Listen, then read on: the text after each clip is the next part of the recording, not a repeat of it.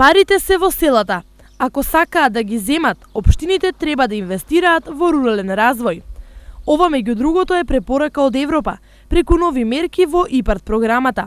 Мерката е привлечна и нуди многу, но бара голем ангажман, не само на општините, туку и од невладиниот сектор. Проекти кои што се послични на 302 мерката, значи каде што може да се отвара дури фризерски салони, фитнес, да кажам делови за потреби кои што излегуваат од самите потреби на локалното население, значи кои што проекти кои што немаат врска со земјоделство, него проекти така наречени неземјоделски, значи се базираат врз потребите на локалното население. Оваа мерка е шанса за источниот регион за развој на туризмот во руралните места. Туризмот можам да кажам дека не е доволно развиен, дека меѓутоа Македонија како земја има голем потенцијал и големи перспективи да го развие тој рурален или алтернативен туризам кој што како можност постои, поготово во источниот крај, ако сакаме да го земеме како пример. Меѓутоа, цела Македонија како територија ги има сите овие ресурси и потенцијали и навистина преку оваа лидер мерка се надеваме дека тие потенцијали ќе бидат и искористени. За сега државата работи на акредитација на оваа програма,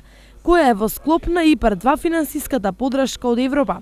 Доколку се одобри, ќе биде нова можност на општините за подобрување на животот во селата и за поголеми економски можности за сите.